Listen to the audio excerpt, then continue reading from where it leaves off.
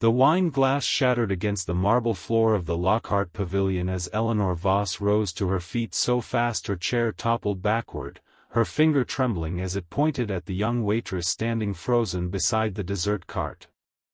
"That necklace," she said, her voice cracking in a way that stunned everyone who had ever known her as unshakable, "belongs to my daughter.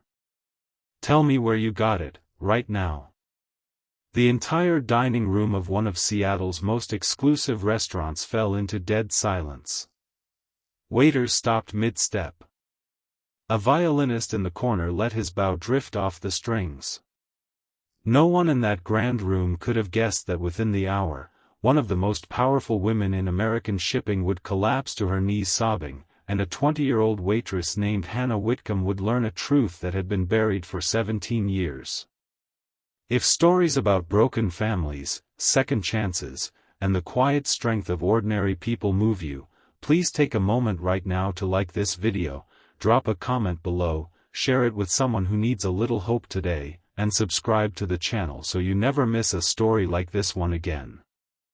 Now let's rewind, back to where everything truly began.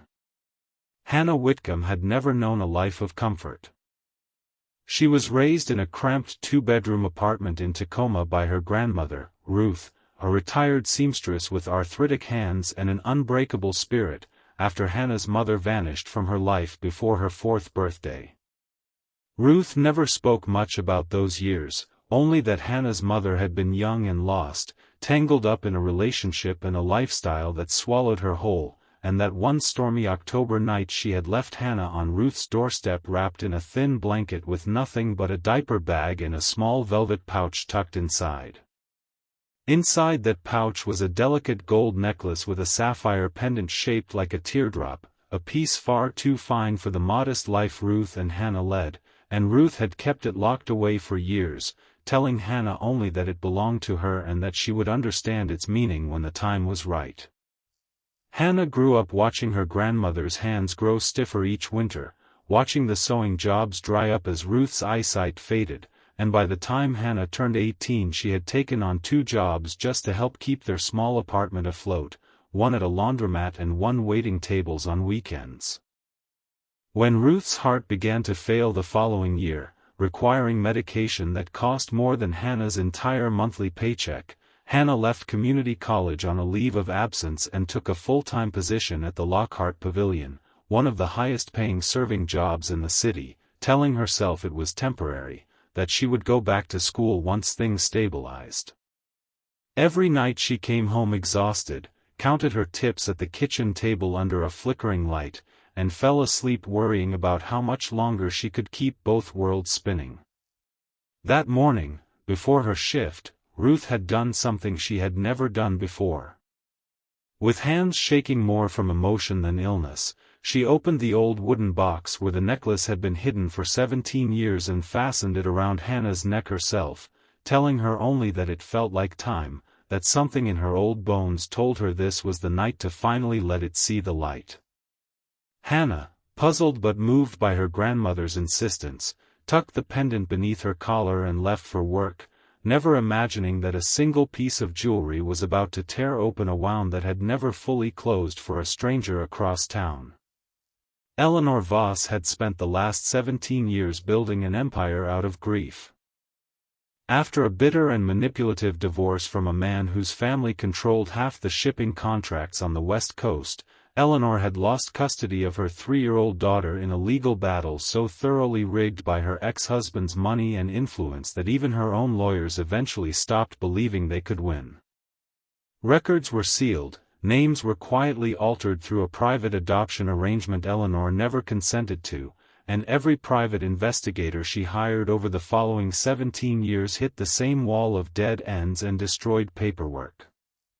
The only piece of her daughter Eleanor had left was a photograph, a lock of baby hair in a keepsake box, and the memory of clasping a small sapphire necklace around her daughter's neck the week before the court ripped that little girl out of her life forever.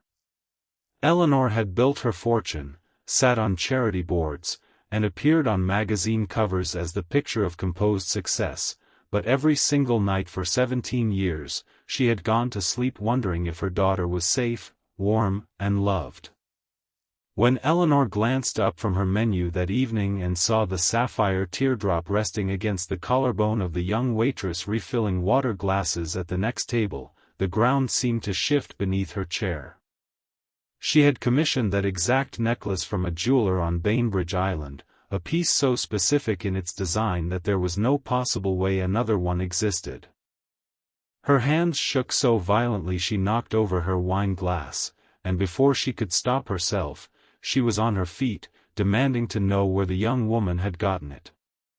Hannah, startled and embarrassed by the sudden attention of the entire dining room, answered as honestly and calmly as she could manage, explaining that the necklace belonged to her, a gift from her grandmother that she had only started wearing that very night.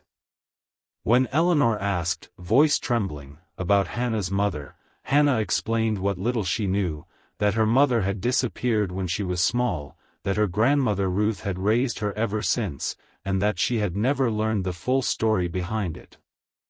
The restaurant manager hurried over, worried about the commotion, but Eleanor waved him away without even looking at him, her eyes fixed entirely on Hannah's face, searching for something she could not yet name.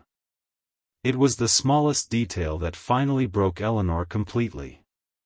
As Hannah reached up nervously to adjust the pendant, her sleeve slid back, revealing a small crescent-shaped birthmark just above her left wrist, the exact mark Eleanor used to trace with her thumb every single night while rocking her daughter to sleep, a mark no stranger could have known to fake, a mark that existed on no medical record Eleanor's investigators had ever managed to recover. Eleanor's legs buckled, and she sank to the floor in the middle of the crowded restaurant, sobbing so openly that two waiters rushed forward, unsure whether to call for help or simply stand in stunned silence like everyone else in the room. Hannah, terrified and confused, knelt down beside her, asking again and again what was wrong, and it was through broken, gasping breaths that Eleanor finally managed to say the words she had waited 17 years to say aloud. She told Hannah her name. She told her about the custody battle, the stolen years, the sealed records, and the necklace she had placed around her daughter's neck the week before losing her forever.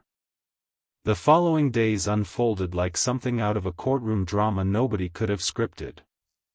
Eleanor's legal team moved quickly, requesting emergency DNA testing that same week, while Hannah, overwhelmed and unable to process what was happening, returned home each night to sit beside Ruth's bed, both of them crying quietly together as decades of unspoken history finally began making sense.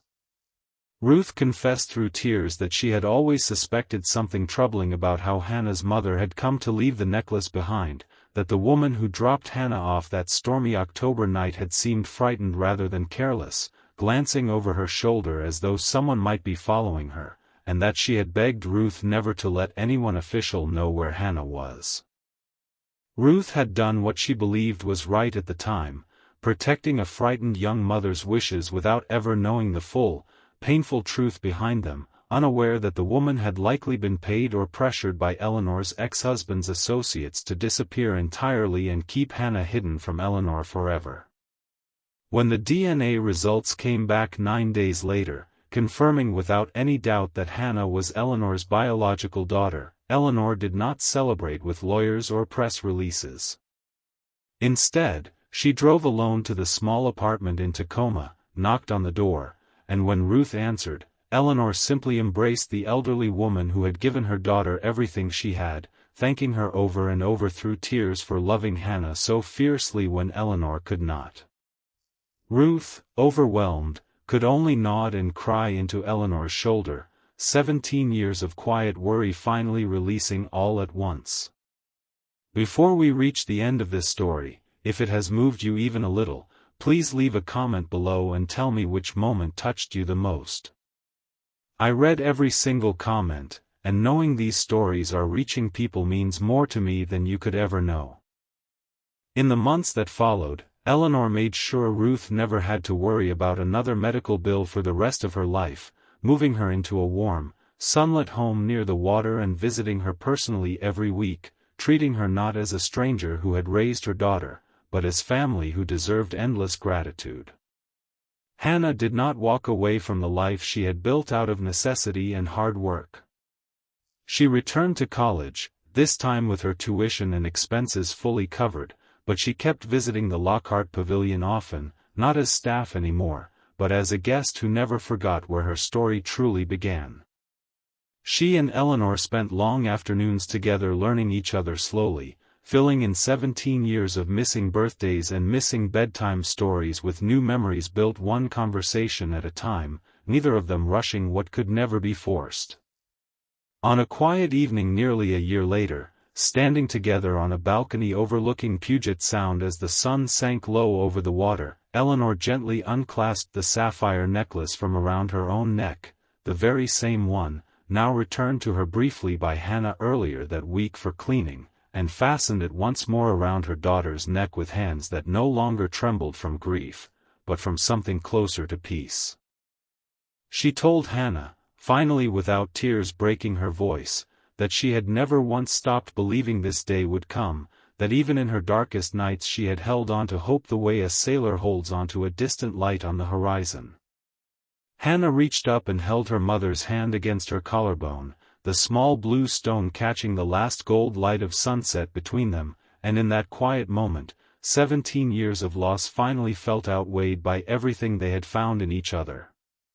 If this story touched your heart even a little today, please give it a like, share it with someone who still believes in second chances, and subscribe for more stories like this one. Thank you so much for watching all the way to the end.